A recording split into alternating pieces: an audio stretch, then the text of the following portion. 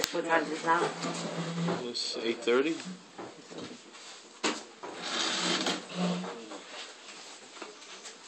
Vayakov Kikova Aharon, Kadishol saw that Aharon HaKohen was taken from their midst. Vayivku Kol Beis Yisrael.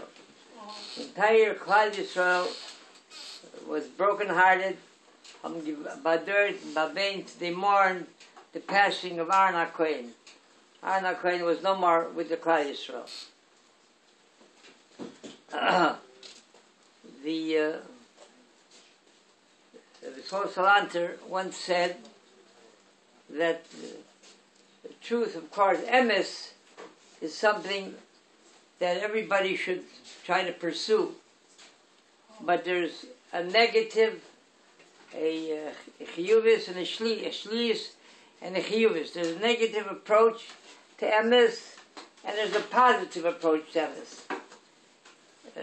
If you approach someone who wants to seize for himself the emes, the Lichtigkeit, the light of truth, and if we'll pursue it with a shlilis, with a negative approach, so he'll find something negative, some sheker, some falsehood in everybody. So as a result, everyone will amount, in his eyes, he'll be mevatel, everybody will amount to nothing. Then there's the positive approach for emes, for looking for emes, for truth itself. Not looking to stay away from falsehood, but to pursue truth, emes itself. If you pursue it with chiyuvis, in a positive way, so in every individual you'll find something truthful, something emes, something that's admirable, that you can be mishabeach, that you can praise them for. There was a book was written in the eye about the world in the eyes of an Arab. He writes the title is Destiny Disrupted. In other words, everything that happened in the world everything is sheker.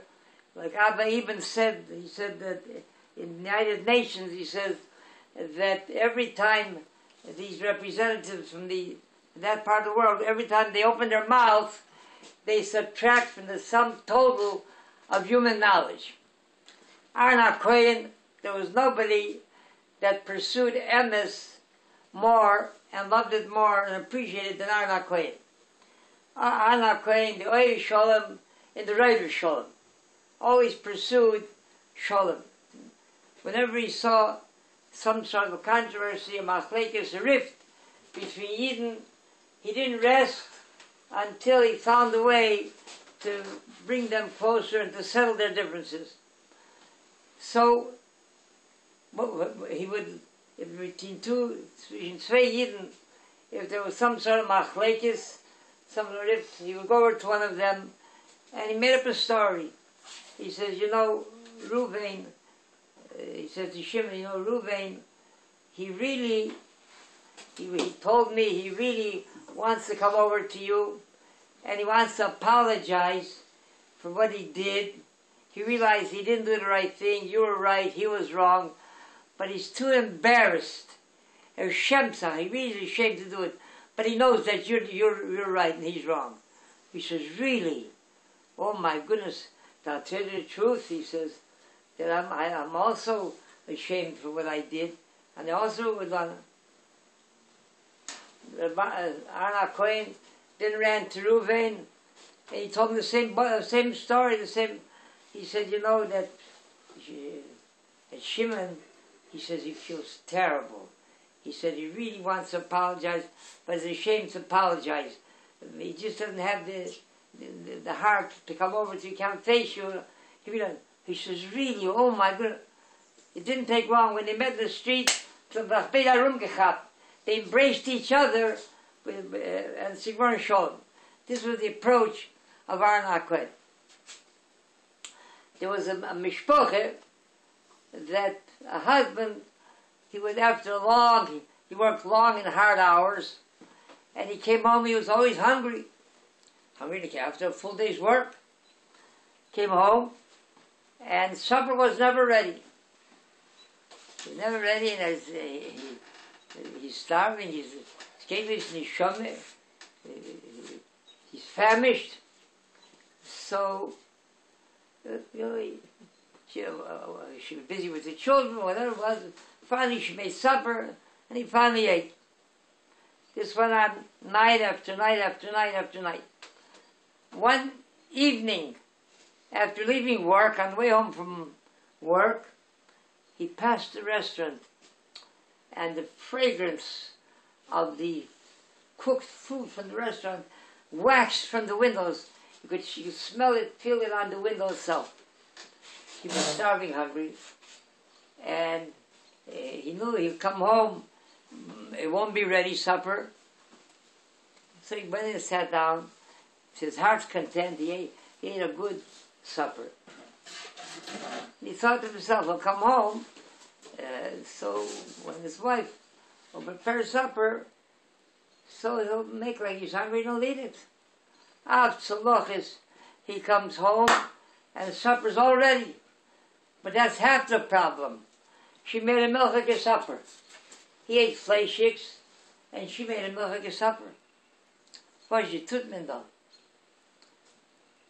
So, to tell her that he was hungry and on the way home, he stopped, he smelled the restaurant, and said, "Indeed, she'll feel hurt, insulted." Here she worked so hard with all of her chores and duties and payok, a man with kinderlach.